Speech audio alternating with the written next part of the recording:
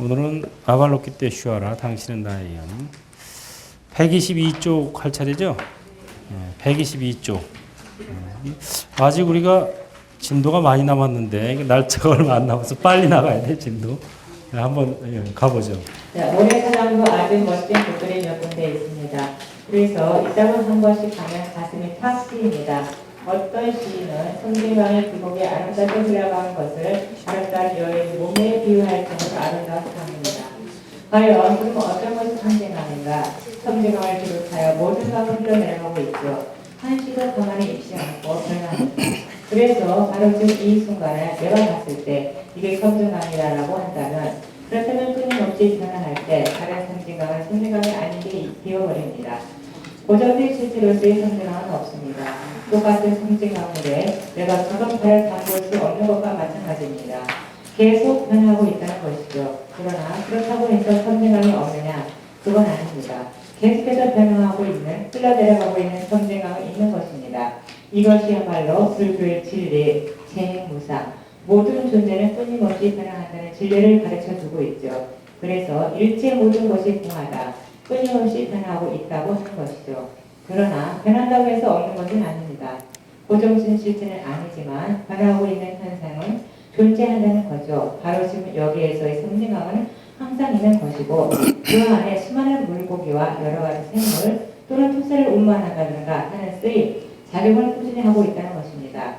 결국 고정된 실체로서의 성진강은 없지만 변화하고 있는 성진강이 있는 것이고 변화하면서 계속 흘러가면서 많은 생물을 발굴해가고 있고 토사를 운반하고 있고 나름대로 역사를 수행하고 있는 것이죠. 우리들도 마찬가지입니다. 변화하지 않은 실체로서의 나는 없지만 그러나 바로 지금 여기서 변하고 있는 나는 있는 것입니다.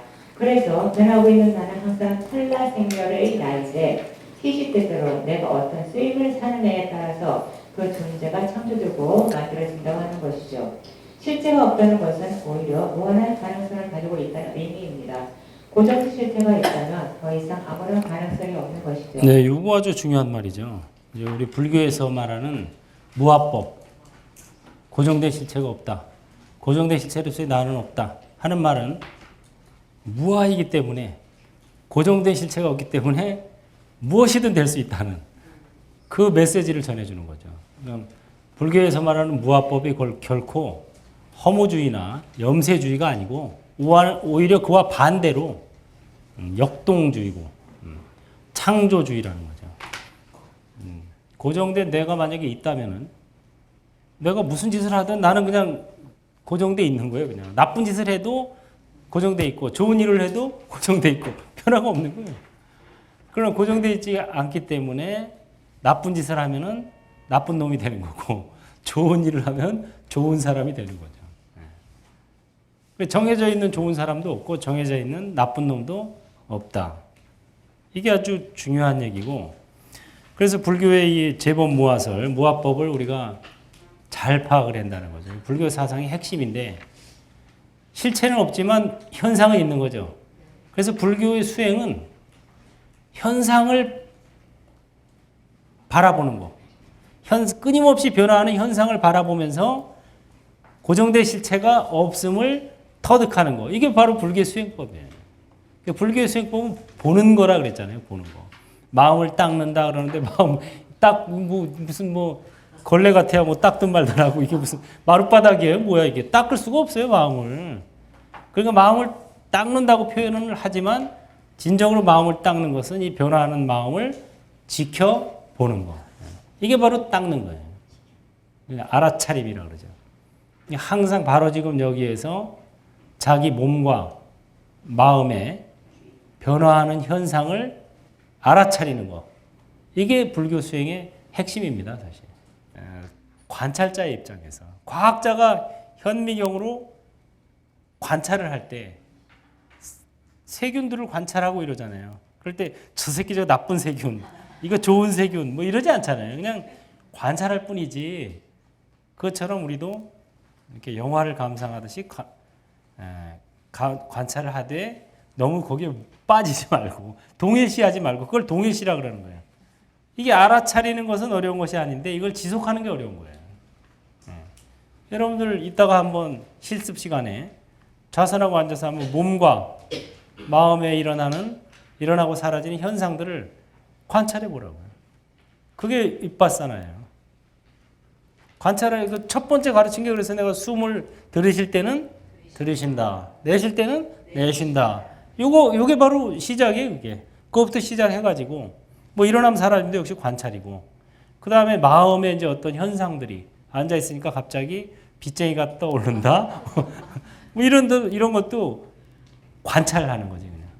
제3자가 되어서. 그래서 지속하는 것이 어렵다. 그, 흘러가는 구름처럼, 흘러가는 강물처럼. 이게 모든 것은 흘러간다. 재행무상이잖아요. 그러니까 흘러가는 현상들을 관찰하는 거. 이게 바로 올바른 수행법입니다. 이게 대념 적용이라는 네 가지 알아차림의 확립. 대념 적용이 네 가지 알아차림을 하는 거예요. 신수신법이라고 그래서 몸과 느낌과 마음과 다르마에 대해서 현상들을 관찰하는 겁니다. 지금 우리가 하는 요 대목이 보면은 원래 이게 무슨 내용이냐면 사라 시리 소로 모다야였죠. 싸라 시리 스루 부디야 보다야인데 이것은 무슨 뜻이냐면 물은 흐르고 또 흐르니 깨달음으로 깨닫고 또 깨닫게 하소서. 물은 흐르고 흐른다 이거예요. 강물처럼 흘러가는 강물처럼 모든 것은 흘러가니까 이것을 보면서 관찰하고 이것을 알아차리고 하면은 이게 바로 이게 모든 과거의 부처님들께서 설하신 방법이고 이 방법을 통해서 닛바나를 얻을 수 있는 유일한 길이다. 이렇게 경전에 나와요. 이 알아차림. 그래서 자기의 몸, 마음 이것을 알아차리는 거야말로 최상의 수행법이다. 그다음. 그래서 고정적 실체가 없다는 말은 그만큼 엄청난 가능성, 무한한 가능성을 가지고 있다는 이런 또 다른 표현이 되는 것이죠. 그런 말을 두고 진공은 유효이다라는 표현을 씁니다. 참다운 공은 결코 허무주의도 아니고 아무것도 없다는 말도 아니고 묘하게 있다는 것입니다. 왜 묘하게 있는가? 어마어마한 가능성을 가지고 끊임없이 창조해낼 수 있기 때문에 그것이 바로 묘하게 있는 것입니다. 유예는 두 가지가 있습니다. 창류와 묘유입니다. 창류라는 것은 집착으로 있는 것입니다. 집착으로 있는 것은 이게 나다 하고 꽉 붙잡고 있으니까 더 이상 발전할 수가 없습니다. 마치 고여있는 물이 썩는 것처럼 진화하지 못하는 존재는 피고되는 것이죠. 그렇기 때문에 집착은 우리를 피고시키는 지름길입니다. 그러므로 묘로 나가야 합니다. 항상 가능성이 있고 항상 변화하고 그래야 무엇이든 될 수 있다는 것이죠. 불성이라는 것은 부처가 될 수 있다는 가능성입니다. 부처도 될 수도 있는데 무엇을 될 수 없으랴. 내가 신도 될 수 있고 축생도 될 수 있고 인간도 될 수 있고 무엇이든 될 수 있다는 것입니다. 그런 어마어마한 가능성을 놔두고 우주의 탐진치 선독을 정복하는 주제자가 될 수도 있는데 그럼에도 불구하고 종노릇을 하려 하는 것은 자기가 가지고 있는 무한한 보배를 다 포기하고 조그마한 부스러기 하나를 붙들고 애착하는 그런 모습과 같습니다. 깨달음으로 깨닫고 또 깨닫게 하소서. 이것이야말로 바로 지금 말씀드린 그런 것들을 깨닫게 하소서 이런 소리입니다. 나는 무한한 가능성을 가진 존재다. 부처도 될 수 있는데 부처라는 것은 신들의 스승이죠. 그러니까 신들의 스승도 될 수 있는 그런 무한한 가능성을 가진 존재인데 무엇인들 될 수 없으랴 내가 선택한다. 이런 것들은 바로 깨달아야 되는 것이죠. 네, 불성이라는 말을 우리가 어렵게 설명하자면은 한없이 어렵게 설명할 수 있지만 쉽게 설명하자면은 부처가 될 가능성. 따라서 부처가 될 가능성. 나는 무엇이든 될 수 있고 무엇이든 할 수 있다.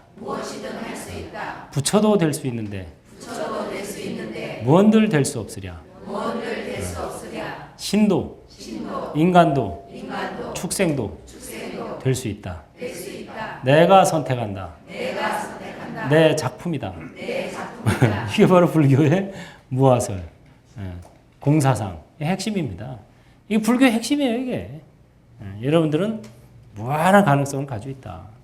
그런데 굳이 그 무한한 가능성을 다 없애버리고 조그마한 거에다가 자기를 묶을 필요가 있느냐 이런 소리죠. 그 다음에 메레아 밀라가타는 마이트레아 밀라가타로 이것은 자유로운 성경들이시여라는 의미입니다. 성경들은 앞에서 말씀드린 것처럼 목에 푸른 빛을 띤 님이라는 뜻입니다. 마이트레아는 원래 자비로운 의미를 가집니다. 미래의 조선을 구원하러 오시는 미륵 부처님을 마이트레아라고 합니다. 미륵 부처님이야말로 우리 종사들을 구하기 위해서 준비하고 계시고 또 앞으로 우리를 구원하실 그런 자유로운 분이시죠. 여기서는 이제 청경존, 목에 푸른 빛을 띤 님을 형용하는 그런 말들로 쓰였습니다. 목에 푸른 빛을 띄었다는 것은 온 세상의 독을 한꺼번에 관세음보살님께서 삼키고 그것을 목에다 놓아둔 관세음보살의 무한한 자비를 상징합니다. 또 그러한 무한한 독을 삼켜도 끄덕없는 불사신의 몸을 상징하는 그런 의미입니다. 지금까지 해서 관세음보살님에 대한 설명을 마쳤습니다. 여기서부터는 관세음보살님에 대한 수식인데 끝에 계속해서 스와하, 사바하라고 읽는다라는 말을 붙입니다. 원만성취를 의미하죠. 우리가 곡차를 드시는 그들을 보면 잔을 부딪히면서 우하여 하는 것처럼 여기서 계속해서 사바하가 나옵니다. 이것은 관세음보살님의 덕을 찬탄하면서 또 우리도 관세음보살님처럼 그렇게 되기를 기원하는 의미로 계속 이어서라고 볼 수 있습니다. 네, 그래서 여러분들은 이제 연말에 송년회 할 때 사바하 원래 스와하에 스와하인데 이제 사바하라고 한문으로 이렇게 음을 이제 붙였죠. 스와하 원만성취, 속성취 이런 뜻입니다. 그게 원만하게 앞에 말한 것들이 원만하게 성취되어지이다. 그런 의미를 갖는 겁니다. 그래서 여기 보면은 이제 마이트레야 해서 그 자비로운 분, 중생을 구원하러 오는 미래 부처님을 마이트레야라고 하죠. 미륵불이 원래 마이트레야에서 나온 말이에요. 도솔천에서 계시는데 그 부처님 당시에 그 기원정사 사와띠, 슈라와스티 근처에 담미가라고 하는 신도가 있었어요. 남자 거상.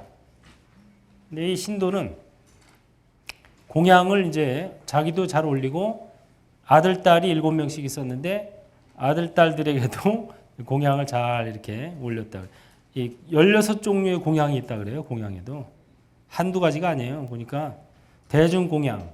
대중공양은 이제 대중스님들에게 탁발공양, 죽공양, 지정된 비구에게 올리는 공양, 공양청을 하여 올리는 음식, 제비뽑기 하여 올리는 음식, 반달마다 올리는 음식, 우뻐샀다 제일마다 올리는 음식, 하현달에 올리는 음식, 초승달에 올리는 음식, 객스님에게 올리는 음식, 떠나는 스님에게 올리는 음식, 병든 스님에게 올리는 음식, 간병 스님에게 올리는 음식, 안거철에 올리는 음식, 차제대로 올리는 음식. 그래가지고 16가지 공양이 있다고 합니다. 그래서 이런 공양들을 잘 자식들과 함께 챙겼었는데 이제 나이가 들어서 늙고 병들어서 이제 돌아가실 때가 됐어요. 그러자 이제 스님 부처님께 사랑을 보내서 스님들을 좀 보내달라고 스님들이 가서 독경을 해달라고 그랬죠. 무슨 경을 듣고 싶습니까? 그랬더니 그때 이제 한 말이 바로 대념처경이에요. 지금 여러분 나눠드린 거 있죠? 이게 대념처경의 약본입니다. 축소한 거예요. 대념처경의 핵심만 축소한 거죠. 대념처경은 이거보다 좀 길어요. 대념처경은 사념처경이라고도 그래요. 4가지를 염한다. 그래서 사념처경. 그래서 우리 염이라는 것은 여기서 뭐 알아차리는 거예요. 우리 왜 팔정도 할 때 바른 생각, 바른 말, 바른 행위, 바른 생계, 바른 정진, 알아차림 했죠. 그게 바로 알아차림. 그게 염이에요. 정념. 그래서 발바닥이 이렇게 걸어갈 때 발바닥으로 걷는다고 알아차리는 거. 이게 바로 염이에요. 염. 그래서 몸을 알아차리고 몸으로 느끼는 느낌, 괴로운 느낌, 즐거운 느낌. 이걸 알아차리고 그 다음에 마음, 마음에서 일어나는 탐진치를 알아차리는 거. 그 다음에 다르마. 다르마라는 건 색수상행식, 안이비설신 이게 다르마예요. 그런 것들을 알아차리는 거. 이게 바로 사념처입니다. 그래서 이제 모든 부처님들께서 공통으로 설한 경전이 대념처경이. 그 비구들이 이제 경을 암송했죠. 이 사념처경을. 근데 그 순간 천상 세계에서 6대의 마차가 도착했다는 거예요. 욕계에는 6천상이 있어요. 6천상에서 각각 마차를 보낸 거예요. 이 모셔가려고 이 단미가를 죽을 때. 그래가지고 천신들이 서로 자기 마차에 타라고 이러니까 이 단미가가 독송을 듣는 것을 방해받고 싶지 않아서 잠깐만 기다리시오, 잠깐만 기다리시오 이런 거야. 마차들한테. 근데 이제 스님들은 독경을 하는데 잠깐 그러니까는 아, 독경을 그만하라 소리인가 보다 하고 이제 그만하자 그러고서 이제 가버렸어요. 끝내고. 그랬다가 이제 아버지가 의식을 회복해가지고 아들, 딸들이 울고 있으니까 왜 그러냐 그랬더니 이제 자초지종을 구했죠. 아, 내가 독경을 그만하라고 한 게 아니라 저 마차들한테 독경이 끝날 때까지 잠시 멈추라고 기다리라고 한 건데 잘못 들었구나. 그러니까 무슨 마차가 왔습니까? 그랬더니 이제 6대의 마차가 와서 지금 기다린다. 서로 날 데려가려고. 어느 천상이 제일 좋겠나 하고 서로 의논을 했죠. 그랬더니 이제 그때 부처님의 어머니가 머무시는 곳, 미래 부처님이 되실 마이트레야 보디사타께서 머무시는 곳, 바로 도솔천이 가장 즐거운 곳입니다. 그래서 옆에 그런 꽃다발이 있느냐, 꽃다발이 있었어요. 그러니까 자식들한테 그럼 그 꽃다발을 허공에다 던지는데 이 꽃다발이 도솔천에서 온 마차에 걸리기를 하면서 던진 거예요. 그렇게 던져라 그래요. 확 던지니까 진짜 꽃다발이 허공에 걸린 거예요. 근데 이 자식들 눈에는 마차는 안 보이고 이제 꽃다발이 허공에 떠 있는 것만 보인 거고, 이 이제 아버지의 눈에는 마차가 6대 있는데 그 중에 도솔천에서 온 마차에 꽃다발이 걸려 있는 게 보인 거예요. 그걸 보고 나는 이제 간다. 나는 도솔천으로 가련다. 너희도 나와 함께 살고 싶으면 나처럼 공덕을 쌓고 법을 의지해서 살아라. 하고선 그 도솔천에서 온 마차를 타고 갔어요. 죽었지 그러니까. 근데 죽자마자 곧바로 화려한 장신구로 치장한 커다란 천신으로 태어났다. 1000명의 천녀들이 시중을 들었고 거대한 황금 궁전에서 살았다. 이렇게 나와요. 공덕을 살아있을 때 많이 쌓으면은 죽어서 이렇게 된다 이거죠. 그 말을 부처님께 전했더니 부처님께서 이런 개송을 푸셨어요. 따라해 볼까요? 선행을 하는 이는 금생에서 즐거워하고 내생에서도 즐거워한다. 그는 자기가 지은 선행을 떠올리고 참으로 즐거워한다. 그렇죠. 죽을 때도 이렇게 막 서로 천상세계에서 서로 데려가려고 하니 얼마나 즐겁겠어요. 그냥 어디로 갈지 몰라서 발버둥 칠 수도 있는데 참 천상세계에서도 이런 공덕을 많이 짓고 법을 의지해서 사는 사람들은 서로 데려가려고 그런답니다. 왜 그러겠어요? 그런 공덕을 많이 가진 사람을 데려가야 그 천상세계가 좋은 천상세계가 되는 거니까. 구성원이 중요하잖아요. 그래서 천상세계도 서로 왜 영향력 있는 사람 자기 당에 끌어들이려고 당들이 노력하는 거랑 똑같은 거예요. 천상세계도 여러 종류가 있는데 욕계 6천상이 있는데 거기서도 여러분들이 공덕을 많이 지으면 죽을 때 서로 데려가려고 그러니까 골라야 돼. 어느 천상에 갈까요? 얼마나 기분 좋아요. 그냥 뭐 어떻게 그냥 억지로 그냥 안달박달해서 한 군데 가지 못해서 이러는 것보다 참 아리따운 얘기입니다. 그래서 마이트레야 부처님이 계시는 도솔천의 마차를 여러분들도 타시면은 내 생에도 우리가 또 거기 가서 만나가지고 함께 또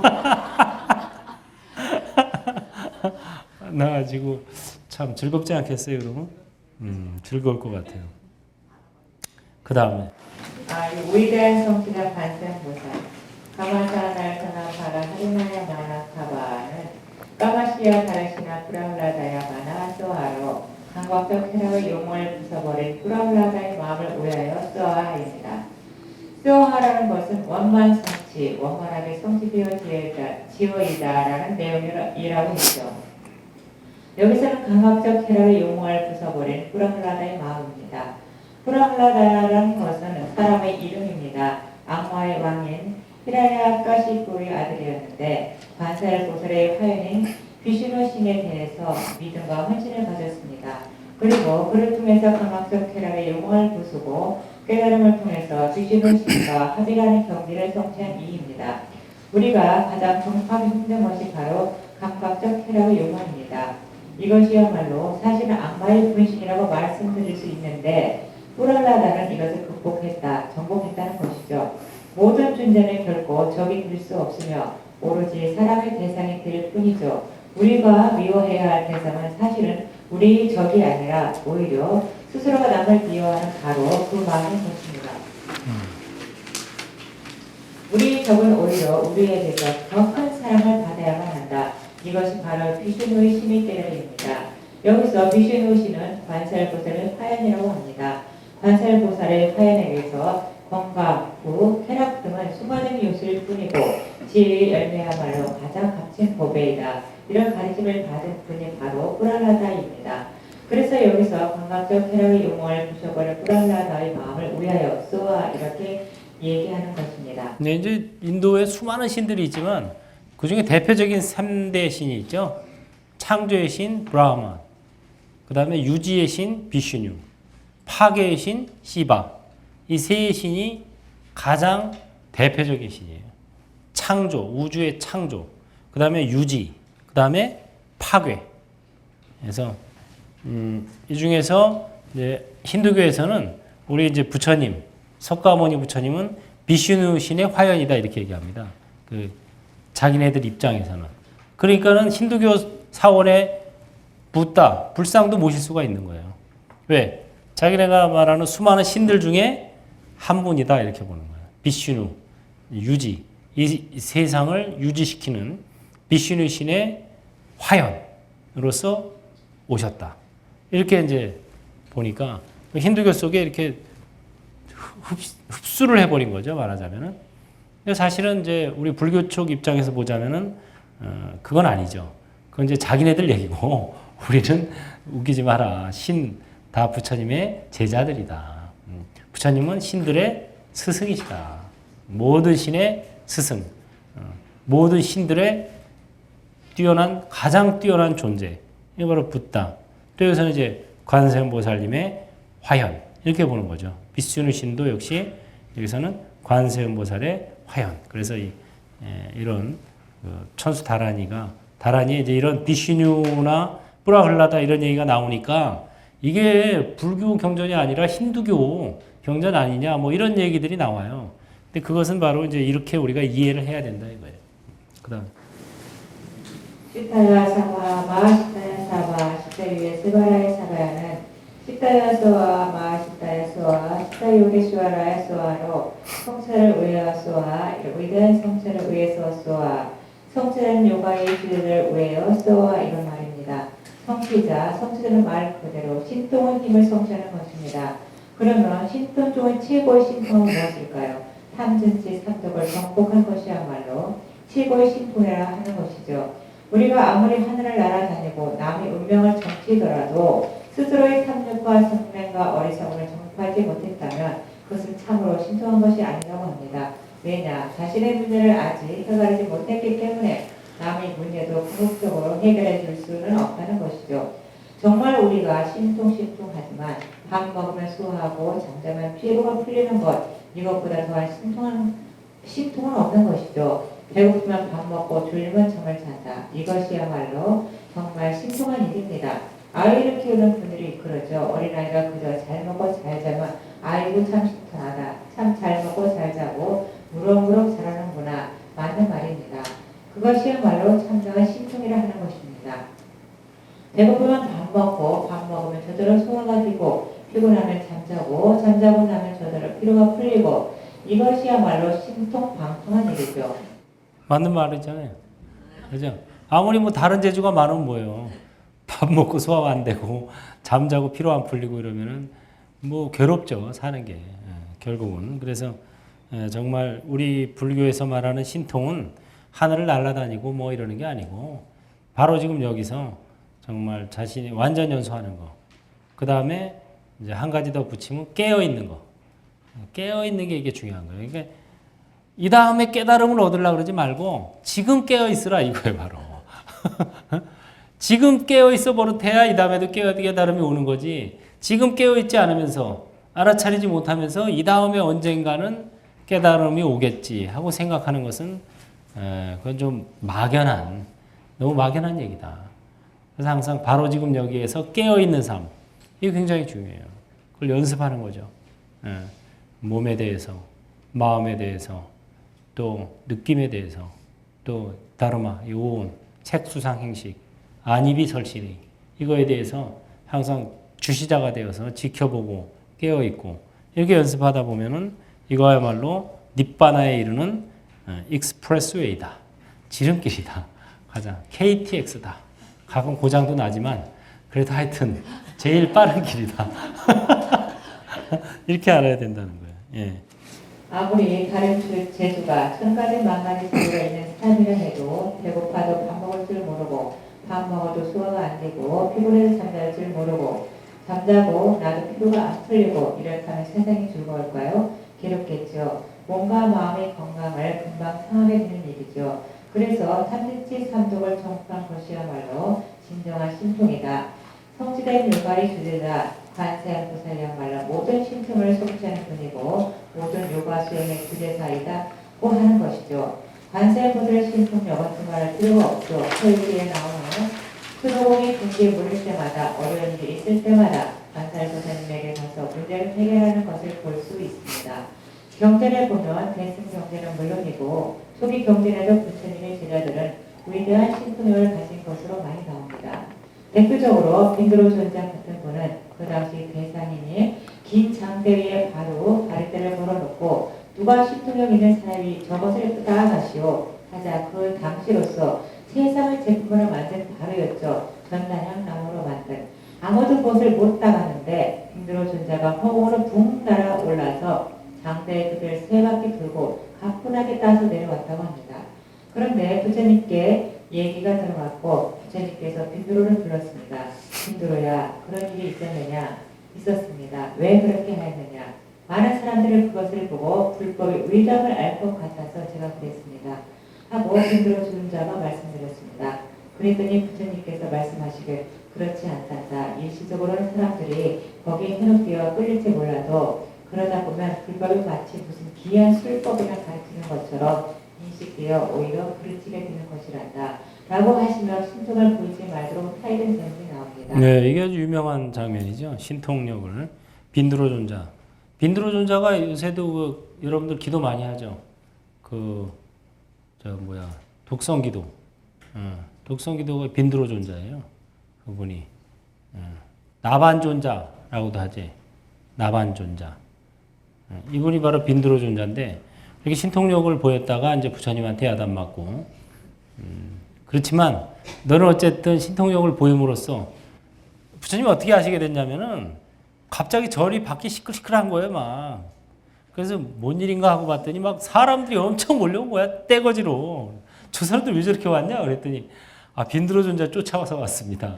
왜 쫓아왔는데 여차저차해서 빈드로 존자가 그 바로를 타니까 사람들이 와서 다시 한번 보여달라고. 이제 본 사람들이 금방 소문을 낼 거 아니에요. 그러니까 이제 다른 사람들까지 다 쫓아온 거예요. 다시 한번 보여달라 그 신통을. 그래가지고 절까지 쫓아온 거예요. 그래 이제 부처님께서 사실 확인을 하고 나서 앞으로 그러지 마라. 왜 그랬냐 그랬더니 그렇게 하면 사람들이 불법이 왜냐하면 이제 그 당시에 육사 외도들이 성황했었거든요. 그러니까 이제 이 장대를 걸어놓은 사람은 아무 종교도 없는 사람이었어요. 그냥 부잣집이에요. 걸어놓고서 야 요새 뭐 이 깨달은 사람 아라한들 뭐 있다 그러는데 정말 신통력이 있는 사람이 있을까 하고 이제 친구들하고 얘기하다가 있네 없네 서로 얘기하다가 그럼 한번 실험을 해보자. 시험을 정말 있으면 이거 따가겠지 하고 이제 긴 장대 위에다가 전단향나무로 만든 바로를 딱 올려놓고 이 나무에 손을 대지 말고 일체 이것을 신통력으로 날라서 가져갈 수 있는 사람이 있으면 가져가보라 하고 시험을 한 거죠. 그때 이제 빈드로 존자가 그거를 이제 가지고 내려왔는데 그 이제 부처님께서 그래서 앞으로는 절대 신통력을 보이지 마라 신도들에게 하고 포고를 했어요.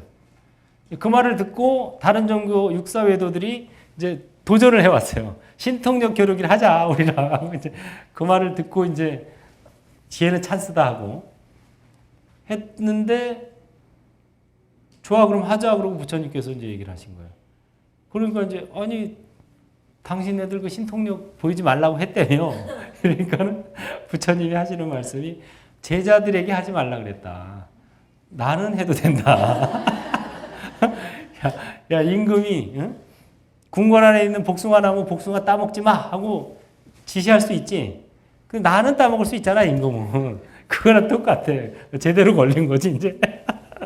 그래서 이제 부처님한테 딱 맞닥뜨리니까 이놈들이 이제 겁신하죠. 이건 아니다. 근데 어떻게 하여튼 겉모술수를 쓰려고 하는데 부처님께서 그러면 앞으로 며칠 후에 어디에 있는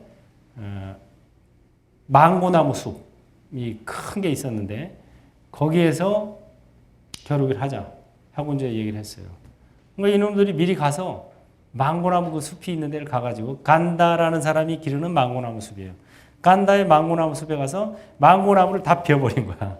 싹 없애버렸어요. 그래야 이게 핑계거리가 되니까 신통력 겨루기를 안 하게 되니까 그 망고나무 숲을 싹 뿌리까지 다 없애버렸다 그래요. 부처님께서 가셔가지고 이제 간다라는 그 망고지기한테 가니까 이 간다가 부처님한테 이제 과거에 따놓은 망고 열매가 있잖아요. 그걸 공양을 올렸어요. 그걸 망고를 드시고 씨를 딱 땅에다가 놨는데 거기서 금방 뿌리가 나고 줄기가 나가지고 망고나무가 막 숲이 생겨버렸어. 쫙. 이게 벌써 이 신통력이지 그러니까. 그래서 망고나무 숲이 생겨버렸어요. 그래가지고 그 이제 다른 외도들은 다 도망가 버리고 결국 망신만 당하고 다 도망가고 그 망고나무 숲에서 부처님께서 쌍신변의 기적을 보이세요. 쌍신변의 기적이라는 것은 이제 물과 불 서로 상극인데 이거를 같이 보여주는 것을 쌍신변의 기적이라고 해요. 그래서 쌍신변의 기적이 신통 중에서 가장 어려운 게 그거랍니다. 쌍신변의 기적. 그래서 허공으로 올라가셔서 허공에서 쌍신변의 기적을 보여주시고 그러고 나서 바로 도리천으로 올라가세요. 과거의 모든 부처님들도 신통력을 보여주고 나서는 도리천에 올라갔다 그래요. 도리천에 올라가서 부처님의 어머니에게 법을 설해서 어머니가 수다원가를 얻게 합니다. 모든 효도 중에 최고의 효도는 최상의 효도는 자기 부모에게 과위를 얻게 하는 거. 수다원가, 사다함과 과위를 얻게 하는 게 최상의 효도예요. 부처님께서는 어머니가 일주일 만에 돌아가셨으니까 금생에는 효도를 못했지만 돌아가시고 난 다음에 불도를 이루고 신통력을 보여주고 나서 그 자리에서 바로 도리천으로 올라가서 법문을 설하세요. 그래가지고 수다원고를 얻게 하고 그리고 이제 내려오십니다. 내려오실 때 보석 계단을 밟고 내려오시죠. 그래서 좌우 가운데 해서 가운데 보석 계단을 밟고 내려오시면서 좌우측에는 범천과 제석천 천신들이 쫙 옹호를 하면서 보석 계단을 밟고 내려오셨는데 그 내려오신 데가 바로 이제 쌍카라라고 하죠.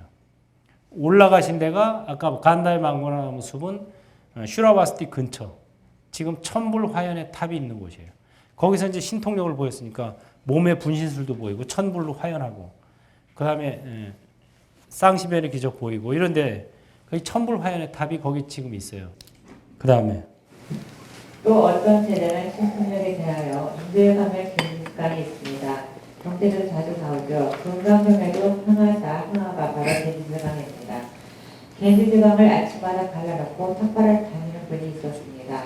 아침에 탁발하러 강 건너 마을에 갈 때 강의 중간에 한번 탁 갈라놓고 걸어서 토벅토벅 밑바닥을 가라갔다가 올 때 다시 갈라놓고 타박타박 걸어서 돌아오곤 했습니다.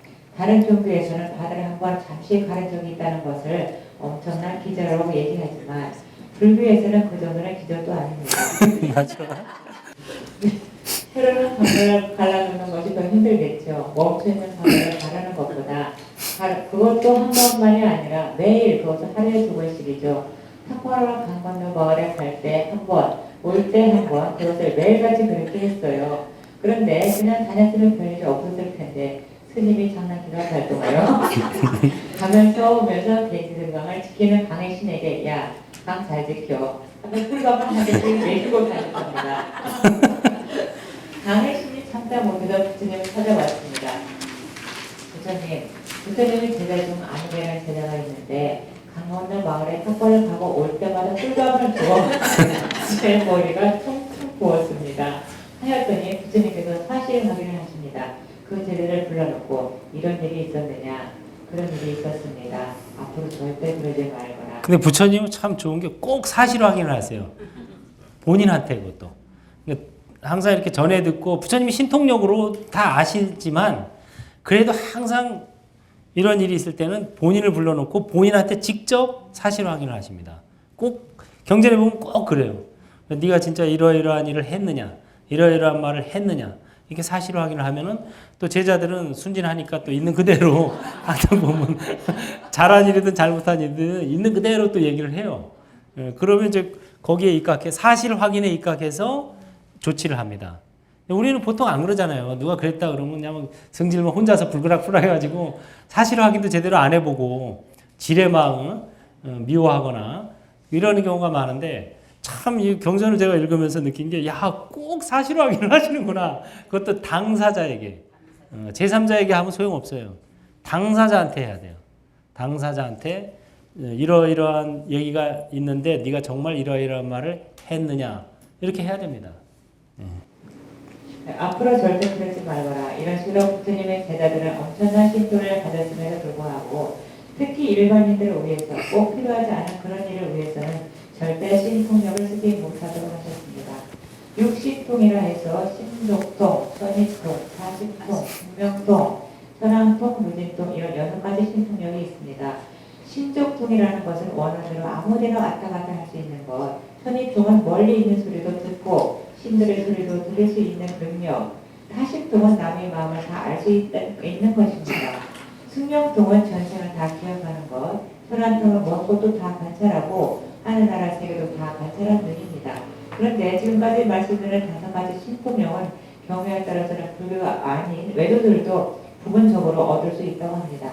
그러나 마지막의 무진통만큼은 불교의 정법을 접하지 못한 이는 얻을 수가 없다고 경전에 분명히 나옵니다. 네, 그래서 이 육신통 중에서도 누진통이 진짜고 나머지는 오히려 조심해야 된다. 이 부처님 당시에 그 담미가라고 하는 그 제자가 있었는데 그 신도가 있었는데 아나함가를 얻었어요. 근데 아나함가만 얻은 게 아니라 아나함가를 얻은 것과 동시에 타심통이 생겼어요. 그러니까 누진통은 아직 못 얻어도 타심통을 얻은 거예요, 이 보살님이. 그래가지고 스님들이 이제 쫄은 거야. 근데 어쨌든 공양을 잘 맛있는 제대로 된 어울리는 음식을 해가지고 이 스님들이 다 해제할 때쯤엔 아라함가를 다 얻어요. 야, 대단한 복덕은 있어요. 그래가지고 이 스님들이 이제 부처님한테 돌아가서 보고를 하죠. 그랬더니 부처님께서 참 잘했다. 그러니까 그거를 들은 옆에 다른 스님이 나도 그럼 거기 가서 정진해야지. 그래서 이 스님이 거기로 갑니다. 그 담미가의 어머니가 있는 마을로. 가면서 이제 마을 근처에 다 가서 이분이 타심통이 있다는데 진짜 타심통이 있으면은 내가 쓸 방을 미리 다 청소하고 준비해놨으면 좋겠다 하고 가니까 다 해놓은 거예요. 또 가서 야, 좀 이제 마실 걸 좀 가져왔으면 좋겠다. 그러니까 시종을 시켜서 또 가져온 거예요. 또 좀 이따가 음식을 좀 해서 직접 왔으면 좋겠다. 그러니까 직접 해가지고 또 그러니까 이 스님이 이제 겁이 난 거야 이제.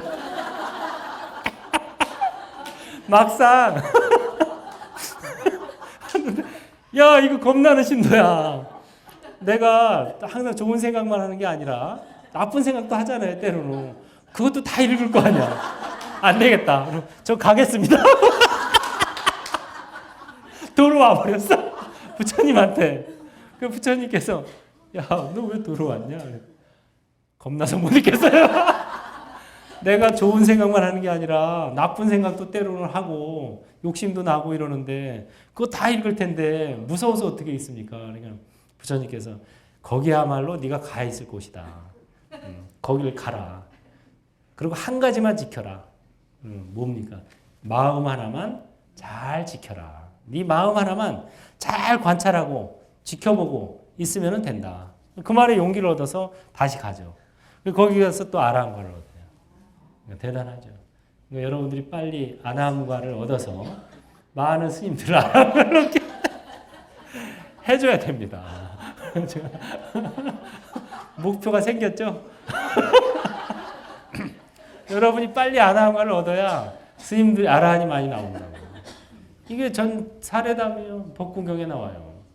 그래가지고 이 신도가 먼저 아라함과를 얻어서 그래서 여러분들 빨리 아라함과 얻으라고 제가 이거 만들어서 드린 거예요. 이거 대념척이요. 그 아라함과를 얻게 된 게 이걸로 인해서 얻게 된 거예요. 이거예요, 이거. 딴 게 아니에요. 그 스님들이 이걸 가르쳐 줬습니다. 이걸 가르쳐 줘놓고 막상 가르쳐 준 스님들은 아직 못 얻고 배운 신도가 먼저 얻어요. 이게 순서가 없는 거예요, 깨달으면은. 순서가 없어요. 그리고 연이 있기 때문에 여러분들 중에는 저보다 과거생에 더 많이 참선을 한 사람이 있을 수 있는 거예요, 얼마든지. 그러니까는 순서가 없죠. 그래서 여러분들이 빨리 아라한과를 먼저 얻어서 많은 스님들을 부디 아라한과를 얻게 이끌어주기를 기원합니다. 다 같이 합창하시고 행불행자의 서원 부처님 감사합니다. 법륜을 굴리겠습니다. 행불하겠습니다. 조속히 아라함과를 얻어서 많은 스님들을 아라함과를 얻도록 하겠습니다. 행불하세요. 수고했습니다.